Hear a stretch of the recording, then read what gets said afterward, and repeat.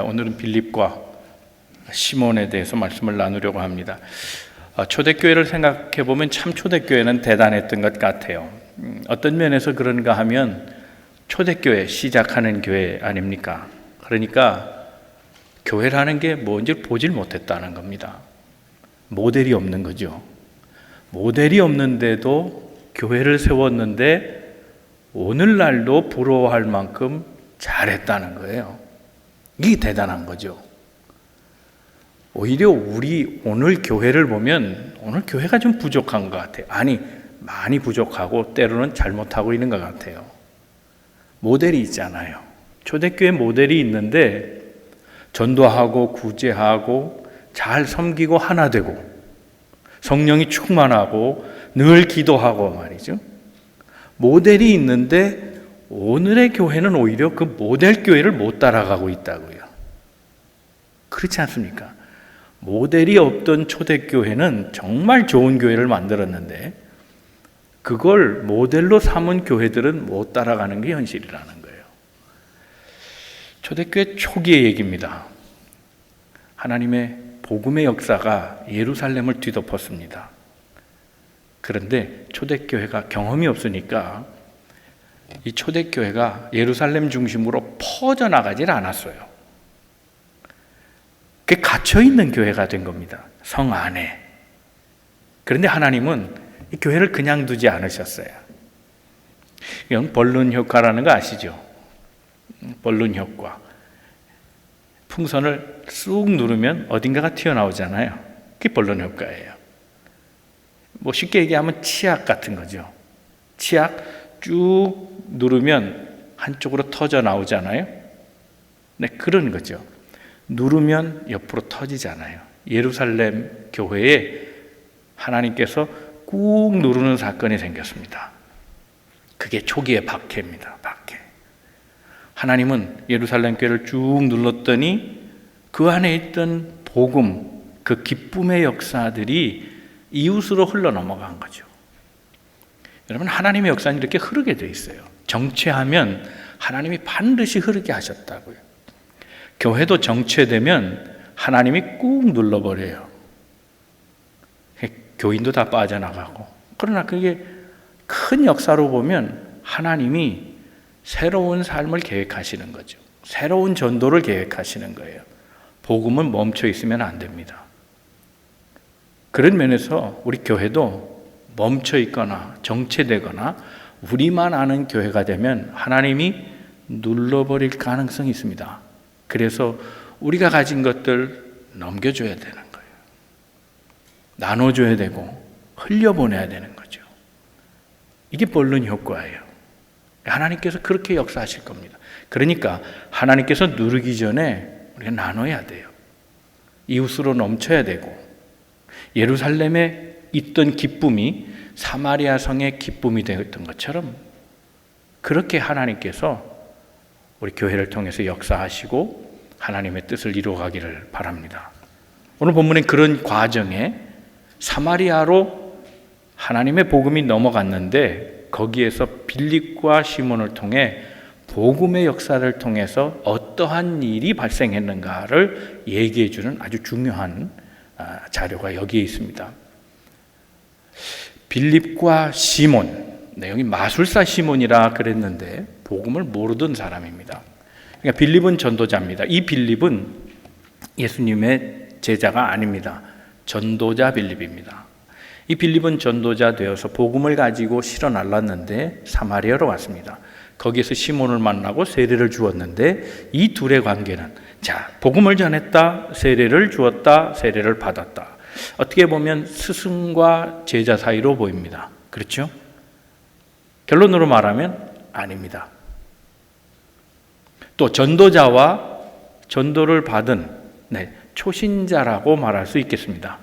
그런데 결론으로 얘기하면 그것도 아닙니다. 확실하게 이 두 관계를 얘기해 줄 수 있는 단어가 뭐냐? 진짜와 가짜입니다. 유사한 것은 조심해야 합니다.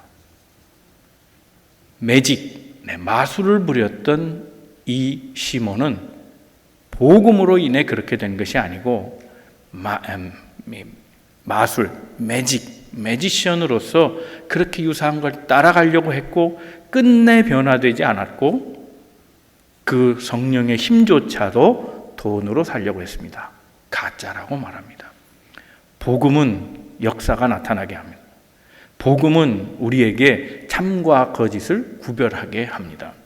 여러분은 지금 참이십니까? 거짓입니까? 오늘 말씀을 통해서 복음의 역사가 여러분 가운데 살아나서 참된 신앙인으로 다시 굳건히 서는 믿음의 성도들 다 되시기를 주님의 이름으로 축원합니다. 우리 옆에 서로 권면하시고 말씀 듣겠습니다. 하나님은 오늘도 당신을 향한 계획을 가지고 계십니다. 첫 번째, 복음은 나의 기쁨인가? 이 말에 자신 있게 대답할 수 있는 여러분 되기를 바랍니다. 복음은 나의 기쁨입니다. 한번 같이 따라해 주시겠어요? 복음은 나의 기쁨입니다. 네, 감사합니다. 오늘 본문의 말씀 앞부분을 읽지 못한 부분 한번 읽어보겠습니다. 1절입니다. 시작. 사울은 그가 죽임 당함을 마땅히 여기더라. 그날에 예루살렘에 있는 교회가 큰 박해가 있어 사도 외에는 다 유대와 사마리아와 모든 땅으로 흩어지니라. 이 당시는 로마가 지배했던 사회였죠. 근데 로마가 이 팔레스틴을 굉장히 복잡한 구조로 얽혀 있는 것을 보고 좀 진저리를 쳤어요. 그래서 팍스 로마나는 원래 그런 개념이기도 하지만은 자치권을 인정해주고 그냥 통치는 너희들끼리 하라. 그냥 귀찮다. 대신 대들지만 말아라. 뭐 그 정도로 그냥 관용의 정치를 했습니다. 그런 결과 가운데 하나가 뭐냐면 당파 싸움을 하고 무슨 파벌 경쟁하고 이파 저파 하면서 돈 있는 부자들은 개인 감옥까지 만들어 놓고 그래서 거기에 반대파들을 뭐 감옥에 넣어놓고만 뭐 그런 일까지 생기게 됩니다. 자, 유대인들이 예수 믿는 사람들을 공격할 때 그 사람들을 가둔 감옥은 이런 개인 감옥입니다. 얼마나 그러면 핍박이 심했겠어요. 거기에 핍박이 있게 되자 사람들이 흩어지게 됩니다. 사도만 빼고, 소위 책임자만 빼고 나머지는 동네 밖으로 다 나갔다는 겁니다.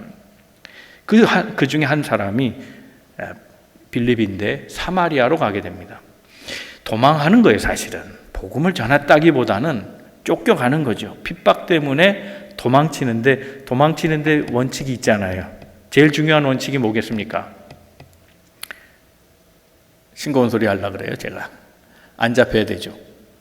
그것만큼 중요한 원칙이 어디 있어요? 안 잡혀야죠. 또 두 번째 원칙이 있다면 멀리 가는 거예요. 못 쫓아오게. 그렇죠? 그런데 숨겨진 원칙이 하나 있어요. 등잔 밑이 어둡다는 거예요. 그렇죠? 자, 사마리아로 지금 갔다는 거예요. 사마리아 바로 옆인데요. 정말 가까워요. 우리 성지순례 갔다 오신 분들 뭐 체험했을 거예요. 정말 가까워요. 예루살렘에서 뭐 얼마 안 돼요. 차로 가면 뭐 너무너무 가깝고 바로 옆이에요. 그런데 거기엔 유대인이 있을까요? 없을까요? 네? 정통 유대인이 없다는 거예요. 없어요. 왜 없을까요? 예루살렘 사람하고 사마리아 사람은 사이가 가깝다, 멀다? 멀다예요. 예수님 때도 그거 느꼈잖아요. 그렇죠? 예수님이 사마리아 땅 지나가니까 웬일이십니까? 유대인들은 우리 사람 취급도 안 하는데 당신은 왜 나한테 물을 달라 하십니까? 원수예요. 시간적으로 보면 이게 거의 한 600년 전 얘기입니다. 600년 전부터 이 문제가 악화됐어요. 이 두 지역이 이건 영혼함의 문제보다 더 커요. 요즘 한일 관계가 이제 좀 복잡해졌는데 그거보다 더 앙숙이에요. 북쪽과 남쪽이 나눠졌습니다. 솔로몬 이후로 두 왕국이 됐는데 북쪽이 먼저 망합니다. 북쪽 나라가 먼저 망하면서 혼혈 정책을 씁니다. 자, 혼혈, 외국인 피가 섞였다, 이방인이다, 그렇게 취급하고 이방인은 뭐다? 개다. 그래서 남과 북은 그렇게 원수처럼 지낸 게 600년이라는 겁니다. 그러니 사마리아 땅에는 소위 예루살렘 중심의 사람들이 이사조차 가지 않았고 그것을 통과할 때는 중심으로 사마리아 성으로 가는 것이 아니고 해변길이나 산악길을 통해서 삥 돌아서 사람을 안 마주쳤다는 거예요. 그러니 이 원수지간의 사이에 사람들이 교류하지도 않았고 같은 민족으로 여기지도 않았고 원수처럼 지냈다는 거, 이게 얼마나 슬픈 일이에요. 여러분, 미움은 대물림되면 안 됩니다.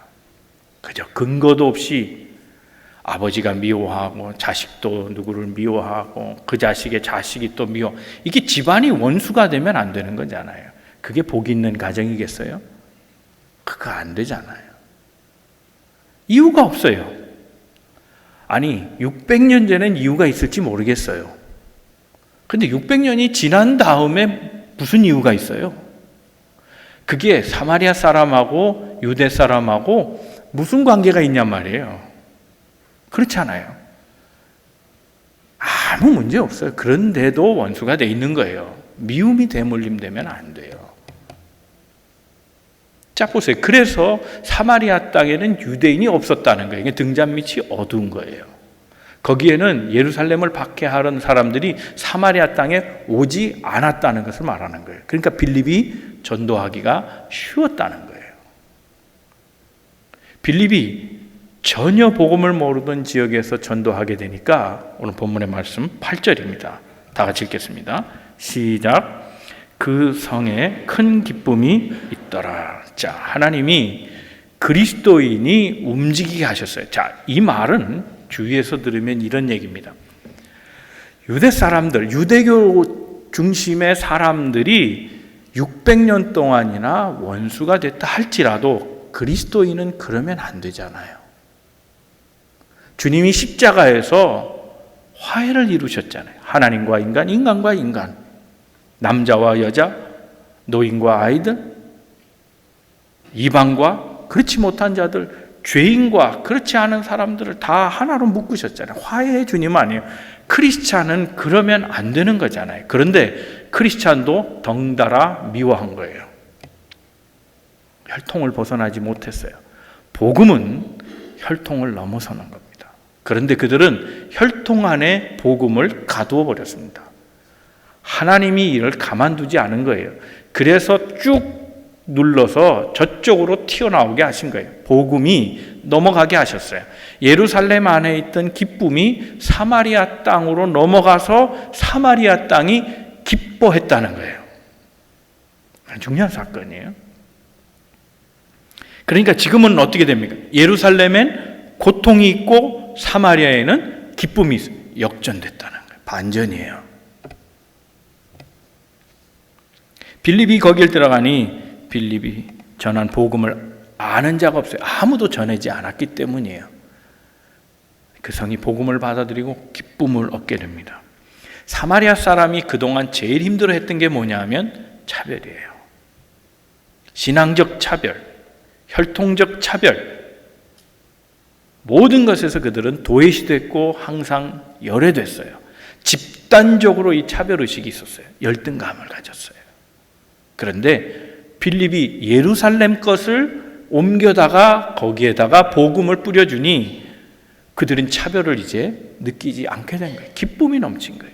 예루살렘에서 느꼈던 감동과 사마리아에서 느꼈던 감동이 동일했다는 거죠. 굉장히 중요한 사건입니다. 복음은 차별에서 건져내는 중요한 기가 되는 겁니다. 그러니까 복음의 역사가 있는 곳은 하나됨의 역사가 있고 복음으로 역사하지 않는 곳은 자꾸 나누어져요. 너와 내가 다른 걸 자꾸 얘기해요. 그 사람과 나는 달라. 저 사람과 나는 달라. 저 그룹과 우리 그룹은 달라. 자꾸 나누어지는 것은 복음의 역사가 줄어들 때 나타나는 현상이에요. 사랑하는 성도 여러분, 우리 교회가 그리스도 안에서 복음의 역사로 하나 되는 공동체임을 믿습니다. 부족한 것이 있더라도 이 복음의 힘으로 이겨야 되는 거예요. 이 복음을 더 확장해야 되는 거예요. 복음이 살아나게 해야 하는 거예요. 복음은 삶의 모든 것을 극복하게 하는 힘이에요. 모든 장애를 넘어서는 힘이에요. 연합을 이루게 하는 힘이에요. 이 복음의 역사가 우리에게 있어야 돼요. 여러분, 섬김도 복음의 힘으로 해야 돼요. 이 모은 머신 파는 분들 계시죠? 또 우리가 그 거래도 많이 하잖아요. 집집마다 모은 머신이 있는 분들 있죠. 근데 모은 머신은 두 가지예요. 하나는 모터가 있는 게 있고 없는 게 있고. 그렇죠? 또 있습니까? 이젠 AI가 나오면 지발로 하는 게 있겠네요. 근데 아직 그건 안 나온 것 같고, 리모컨은 된 것 같아요. 그죠? 한국에는 골프 카트가 그렇다며요? 아닌가요? 요즘 캐디가 저쪽으로 이렇게 막 이렇게, 미안합니다. 골프 얘기해서. 모르시는 분들이 많은 것 같아요. 그렇게 한대요. 이제 앞으로는 무인으로 다 할 것 같아요. 그죠? 중앙 컨트롤 타워에서 다 그냥 조작만 하면 딱딱 거기에 그냥 쓸 것 같아요. 여하튼 간에 모터가 있는 게 있고 없는 게 있어요. 어느 게 쉽겠습니까? 잔디 깎는데 어느 게 쉽겠습니까?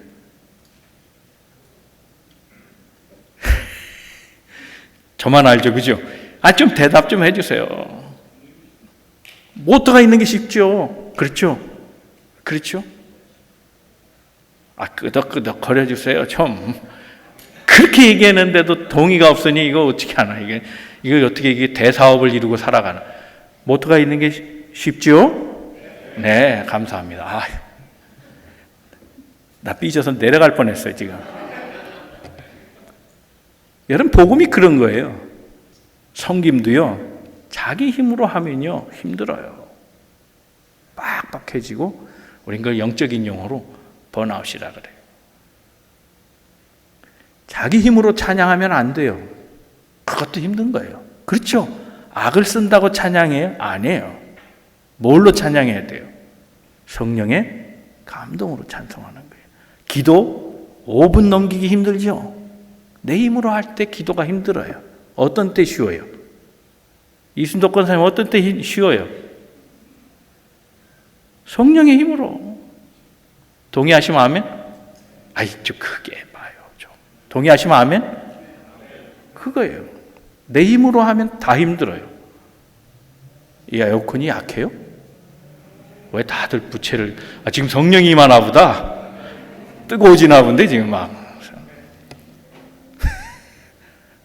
그거예요. 모터가 달려야 되는 게, 그 모터가 뭐냐? 영적인 면으로 말하면 그게 복음의 힘이에요. 복음의 힘으로 섬기고, 복음의 힘으로 봉사하고, 복음의 힘으로 헌신하고, 복음의 힘으로 기도하고, 복음의 힘으로 찬송하고, 복음의 힘으로 전도하고, 그때의 역사가 일어나는 거예요. 이 복음의 힘이 나를 이기게 해야 하는데, 복음의 힘이 약해지면 사람 지쳐가고, 외로워하고, 슬퍼하고, 쉽게 상처받고, 넘어지면 못 일어나고. 사랑하는 성도 여러분, 나는 정말 복음으로 기뻐하는가? 그럼 대답하셨잖아요. 복음은 나의 기쁨입니다. 우리 다시 한번 따라해 주시겠어요? 복음은 나의 기쁨입니다. 이 복음으로 삶을 이겨내는 성도들 다 되시기를 주님의 이름으로 축원합니다. 두 번째 생각할 것은 나에게도 은사가 있다는 겁니다. 한번 같이 따라해 주시기 바랍니다. 나에게도 은사가 있습니다.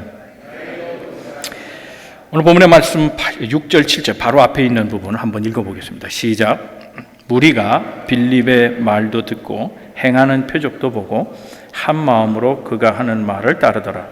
많은 사람에게 붙었던 더러운 귀신들이 크게 소리를 지르고 나가고 또 많은 중풍병자와 못 걷는 사람이 나으니, 이게 빌립이 전도할 때 나타나는 현상이었어요. 그러면 이게 복음의 일반적인 현상인가? 이와 유사한 현상을 사마리아에서도 목격했다는데 문제가 있어요. 이런 현상들, 귀신이 쫓아나가고 사람의 병이 고쳐지는 일들은 모든 종교에 다 가능해요. 캐톨릭 가능해요. 무슬림도 해요. 불교에서도, 신비주의 불교는 이걸 가능하게 해요. 치병해요.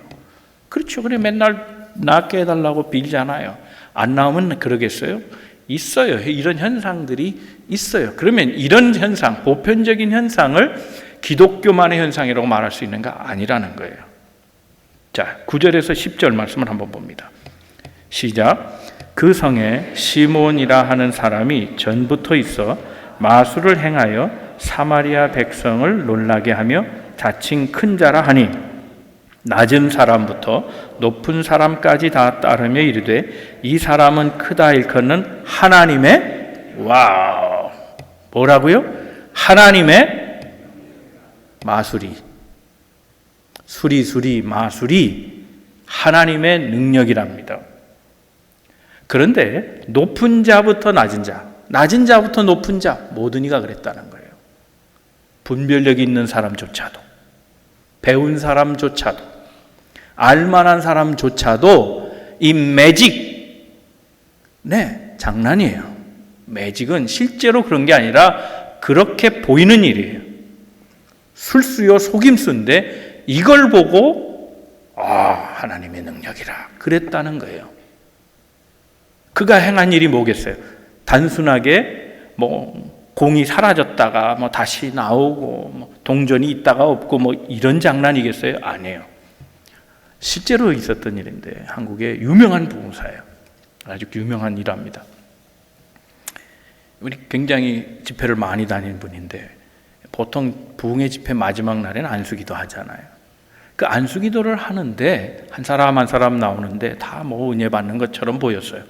근데 어떤 사람이 째려보더라는 거예요. 한 청년이 막 째려보고 눈빛이 이상한데 그 목사를 째려보는 게 이상하잖아요. 목사 째려보는 사람은 제정신이 아니에요, 원래. 그렇죠? 제 말 틀려요? 제가 문상을 가거나 또 그 앞에 가서 저를 놀래는 사람은 천국에 못 갈 가능성도 있어요. 이건 겁을 주는 게 아니라 그 사람의 마음 심리 상태가 그런 거기 때문에 그래요. 그래서 몸이 아플 때 목사가 찾아온 반가운 사람은 정말 믿음 있는 사람이에요. 이건 그냥 성서에 나와 있는 진리는 아니에요. 그냥 목회 임상 경험이지 이걸 절대 하면 안 됩니다. 여하튼 간에 이 청년이 뭐라고 말하냐면 네가 뭔데 꺼져. 갑자기 그렇게 팍 입에서 그 말이 터져 나오는데 이 부흥사가 뒤로 자빠져 버렸어요. 자, 일반적으로는 어때요? 부흥사가 기도하면 기도받은 사람이 자빠져야죠. 거꾸로 된 거예요. 부흥사가 자빠져 버렸어요. 못 일어났어요.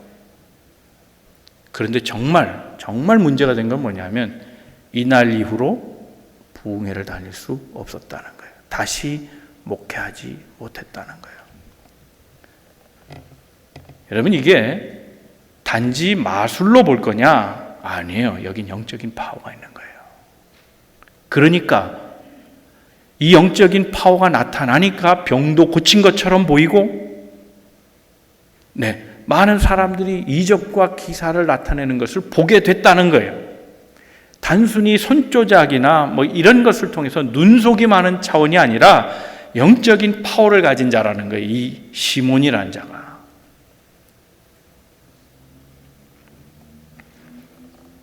전 그래서 그런 생각을 해봐요. 만약 빌립이 아니었다면 이 사람은 계속 끝까지 하나님의 위대한 사자다, 하나님의 능력을 나타내는 사람이라 사마리아 모든 사람에게 칭찬 듣는 사람일 수 있었다는 거예요. 그렇죠? 빌립이 아니었으면 이 사실 안 드러났어요.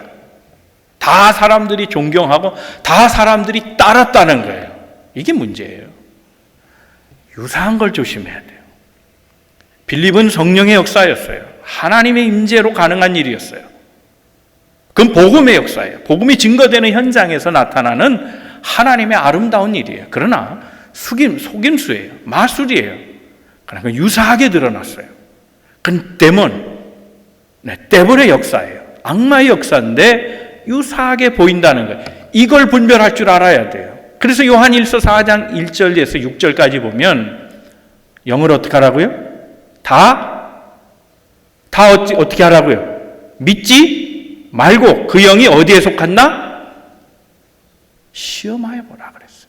그 영이 하나님께 속한 거냐, 데블에 속한 거냐, 시험해 보라는 거예요. 영을 다 믿지 말라. 모든 영의 세계는 유사한 사건들이 일어날 수 있다는 거예요. 이걸 조심해야 돼요. 근데 복음이 드러나니까 이게 가짜인 게 판명된 거예요. 복음이 들어가지 않으면 그 유사한 종교 행위는 계속될 가능성이 있었다는 거예요. 그러니까 무슨 병 고치는 능력을 받다고 호들갑 떨면 안 돼요. 무슨 예언의 역사가 맞았다고 호들갑 떨면 안 돼요. 그건 참이 아닐 수도 있어요. 그러면 뭐냐 아니면, 자 6절을 다시 한번 읽어봅니다. 시작. 무리가 빌립의 말도 듣고 행하는 표적도 보고 한 마음으로 그가 하는 말을 따르더라. 자, 이게 중요한 거예요. 빌립의 말, 빌립이 행하는 표적, 둘 중에 뭘 따른 거예요? 표적을 보고 따랐습니까? 빌립의 말을 듣고 따랐다는 거예요. 복음의 말씀을 듣고 따랐다는 거예요. 시몬은요, 말씀은 없고 표적을 보고 따라간 거예요. 그런데 그 표적조차도 거짓이었어요. 마술이었다는 거예요. 그걸 보고 쫓아갔다는 거예요. 그런데 말도 듣고 표적도 봤지만 사마리아 사람들은 말씀을 듣고 따라갔다는 거예요. 이게 사도행전이 얘기하고 싶은 얘기예요. 말씀을 듣고 따라갔다. 중요한 것은 말씀이에요. 표적은 그럼 안 일어나느냐? 일어납니다. 빌립이 복음을 증거할 때 표적이 나타났잖아요. 그렇죠? 표적도 일어납니다. 그런데 표적은 말씀을 거두는 사역이에요. 말씀이 선포되고 표적은 그 증거로 나타나는 것뿐이에요. 결과인 거예요. 지금 아이들도 밖에서 농구를 하는데, 농구하는데 슛을 보세요. 두 손으로 하는 경우는 거의 없어요. 그죠? 뭘로 합니까? 오른손으로 하죠. 오른손잡이는 오른손으로 합니다. 왼손잡이는 왼손으로 하겠죠. 자, 오른손잡이 예를 들면 오른손으로 슛할 때 한 손으로 합니까? 두 손으로 합니까? 잘 보면 두 손으로 하는데 왼손은 뭐예요? 거들 뿐이에요. 그러나 슛은 오른손 한 손으로 합니다. 그러나 거두는 동작이 필요해요. 안정적으로 던지도록 거두는 거죠. 그렇죠? 저도 농구를 잘 못해요. 근데 그냥 그렇다 그러세요. 그냥. 자, 그럼 골프 얘기를 또 해볼까요? 골프할 때 오른손잡이로 예를 들면 골프를 왼손으로 칩니까? 오른손으로 칩니까? 안 치시는 분한테 이런 걸 질문하니까 참 어려운데요. 왼손으로 쳐요? 오른손으로 쳐요? 왼손으로 치는 거예요. 그렇죠? 오른손은 거둘 뿐, 왼손으로 친다고요. 그러니까 하나는 보조예요. 그러니까 말씀과 표적 둘 다 일어나지만 말씀이 중요한 거예요. 표적은 거두는 일이에요. 그것을 증거하는 일이에요.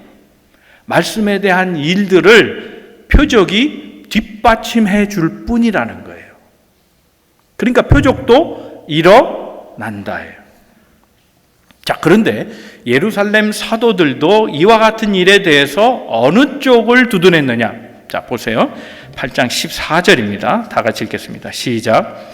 예루살렘에 있는 사도들이 사마리아도 하나님의 말씀을 받았다 함을 듣고 베드로와 요한을 보내매. 자, 여기서 뭐라고 그랬습니까?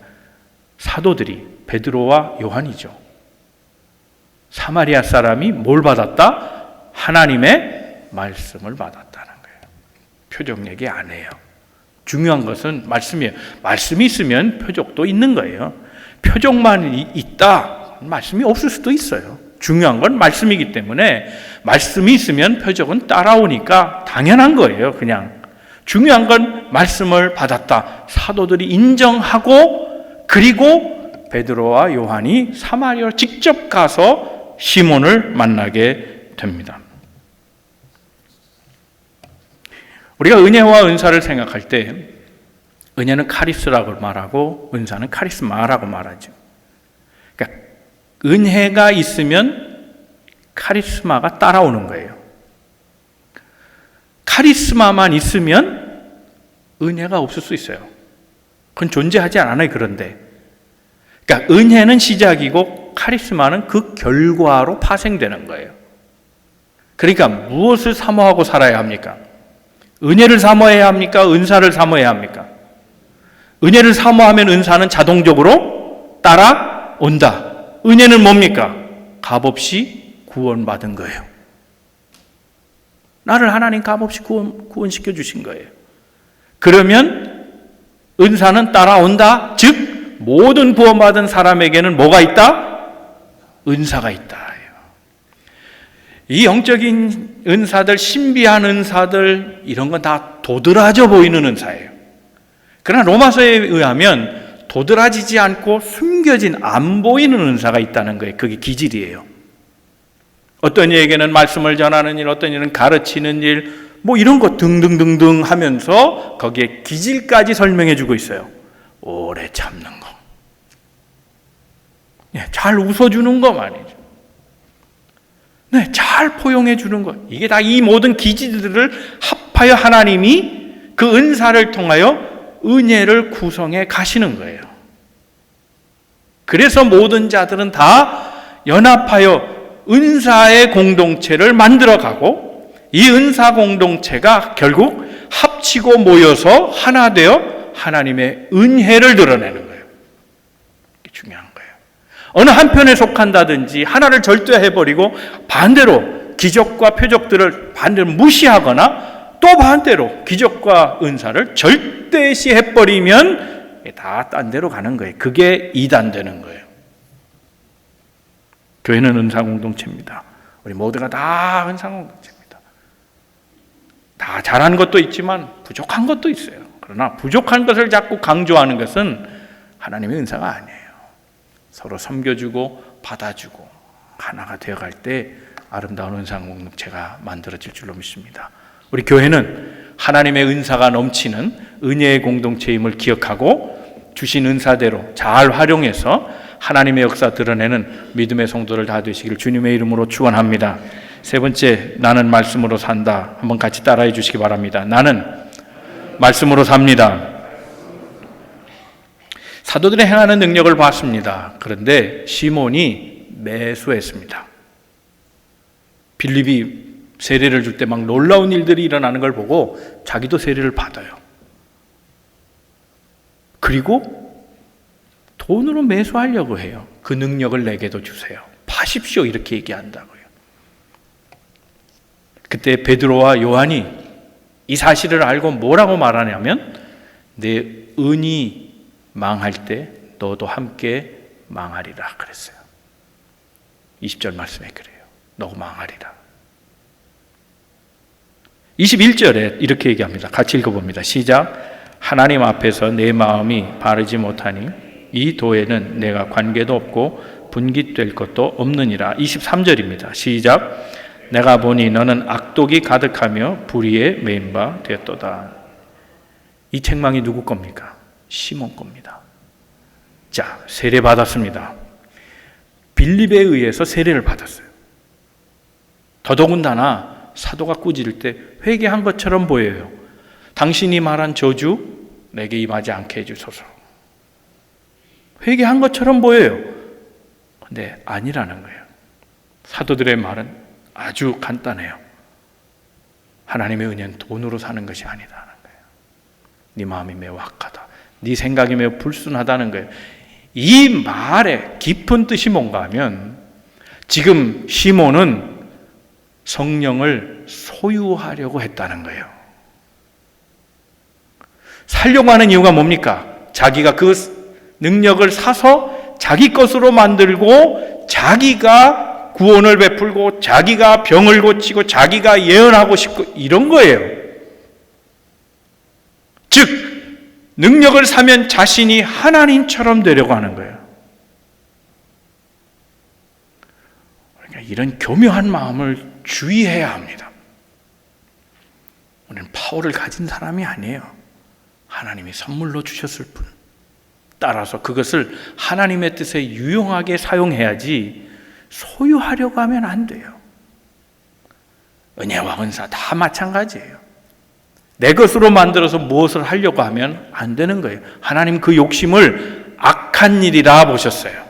네가 마음이 건전하지 않다. 네 마음이 바르지 않다. 틀렸다. 너는 마음이 악하다. 썩었다고 얘기하고 있습니다. 여러분, 은사는 기적이 아니에요. 소유할 수 있는 것도 아닙니다. 다만 하나님의 뜻에 사용할 일이라는 겁니다. 여러분, 많은 이단들이 여기에 걸려요. 비냐드가 그렇고요. 비냐드 운동 처음 시작한 존 인버 목사 아니에요. 처음엔 이 사람 목사가 아니고 가수였잖아요. 그렇죠. 라스베가스에서 유명한 헤비메탈 음악을 하던 사람이에요. 이 사람이 전환했어요. 그런데 전환하면서 자기가 옛날에 쓰던 모든 음악적 활동들, 악기를 비롯해서 다 크리스찬 뮤직으로 수입해 들어왔어요. 이때부터 교회는 메탈 음악이 시작됐어요. 드럼 치고 전자악기 띵띵거리고 말이죠. 세속의 리듬을 막 들여오기 시작한 거예요. 이걸 성령의 운동처럼 그렇게 마구잡이로 소개해버렸어요. 이 비냐드 운동이 한국으로 건너갑니다. 1980년대에 지금 돌아가셨지만 온누리의 하영조 목사님 동생 하스테반, 그때는 목사가 아니었어요. 지금은 그분이 목사가 됐더라고요. 이분이 비냐드 운동이 존 인버의 노래 70곡을 수입하면서 그때 경배와 찬양을 시작한 거예요. 이 뿌리가 그래요. 경배와 찬양의 뿌리가. 조심해야 될 일이에요. 이 비냐드에 나타나는 효과들을 보세요. 2시간 동안 웃어라. 2시간 동안 울어라. 그게 성령의 역사인 줄 아는 거예요. 자, 지금부터 웁시다. 그러면 2시간 동안 떼글떼글 굴리면서 울어요. 2시간 동안 웃읍시다. 성령이 나타나면 우리가 기쁨입니다. 웃으세요. 억지 강요 같은 것들 말이죠. 이 비냐드 운동이 없어지나 그랬는데 아니에요. 다른 모양으로 자꾸 모양을 바꿔요. 소위 그게 신사도 운동이에요. 그 신사도 운동의 계보는 너무 많아요. 계속해서 나오고 있어요. 한눈에 다 볼 수 없어요. 한번 도표 한번 보시면 수많은 단체들이 있어요. 우리가 잘 아는 아이홉을 비롯해서 인터내셔널 하우스 오브 프레이어 같은 거 말이에요. 여러분, 그 조심해야 될 문제. 이 비냐드 운동이 시작되면서 거기에 뿌리들이 죽지 않고 계속 이런 운동으로 들어와요. 이거 피터 웨그너가 시작한 거예요. 풀러에 있던. 그래서 풀러의 웨그너가 2001년부터 이제 교회 시대는 끝났다는 거예요. 교회가 침체되고 죽었다. 그러므로 이제 새로운 사도, 지금도 사도를 하나님이 임명하신다는 거예요. 성경의 사도, 그게 초대교회에 있었는데 안 된다는 거예요. 그 지금의 모든 목사들은 다 사도가 아니다 하는 거예요. 그리고 진짜 사도를 발굴하자. 그 중에 걸린 사람이 김기동이에요. 여러분, 이 조심해야 될 문제들이에요. 지금도 영적인 일들은 일어난다. 그래서 오히려 교회가 개혁의 대상이고, 그래서 교회에 대해서 비판하고, 새로운 사도들을 발굴해내는 일, 이것이 마치 하나님의 일처럼 생각하고 그렇게 나왔어요.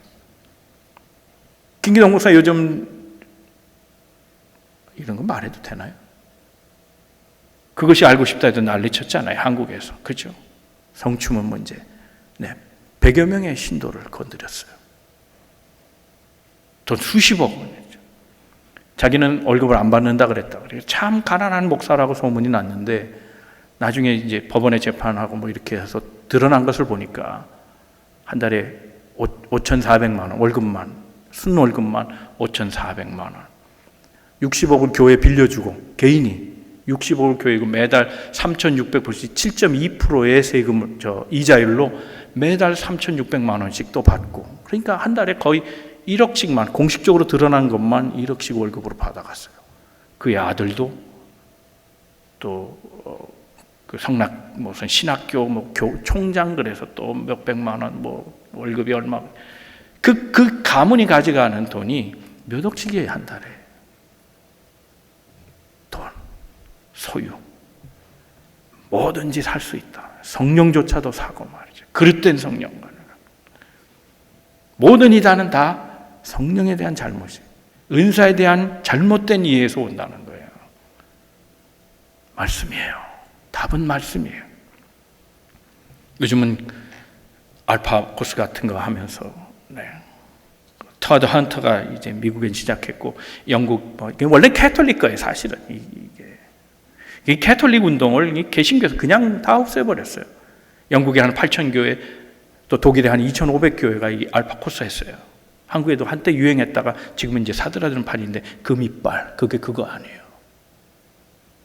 성령의 역사로 금도 만들 수 있겠죠.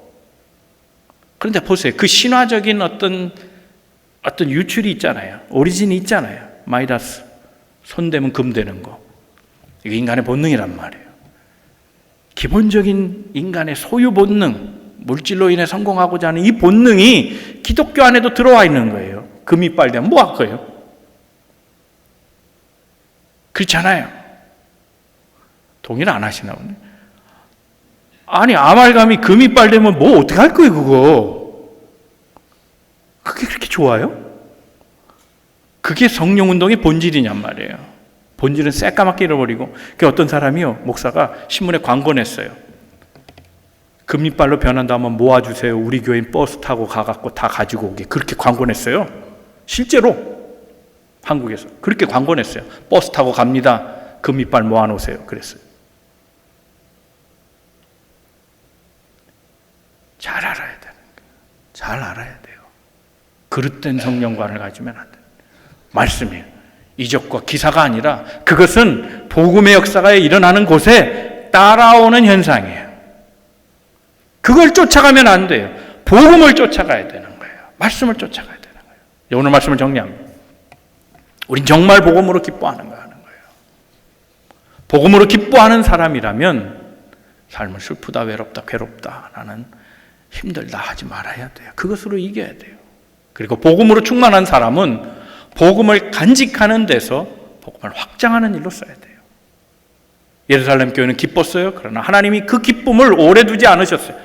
꽉 눌러버리셨어요. 그래서 터지게 만드셨어요. 핍박으로 흩어지게 하사 사마리아 땅에 그 은혜와 사랑이 넘치게 하셨어요.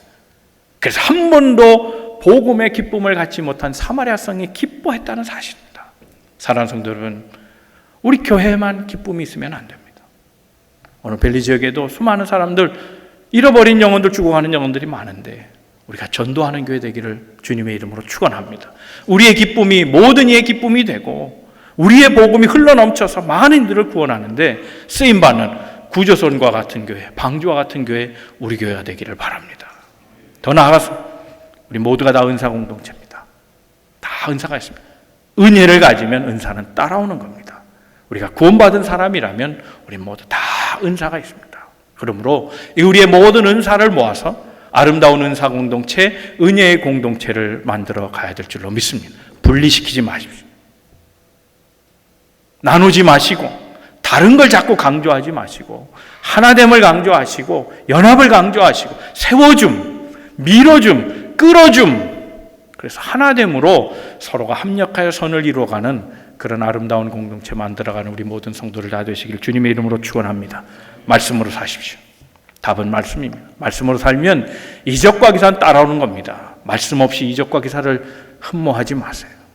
성령의 역사로 우리의 말씀 안에 역사하시는 그 성령의 역사로 우리 모두의 삶을 하나님이 이끌어 주실 줄로 믿습니다. 은사는 기적도 아니고 소유할 수 있는 게 아닙니다. 주신 은사가 있다면 소유하려고 하지 말고 사용하려고 하십시오. 그때 우리 은사가 건전해지는 겁니다. 하나님께서 주신 모든 은사를 잘 활용해서 우리 삶에서 말씀의 역사들이 드러나고 온 성도를 하나 되고 교회가 날로 성장하고 부흥하는 그런 아름다운 역사가 있게 되기를 주님의 이름으로 축원합니다.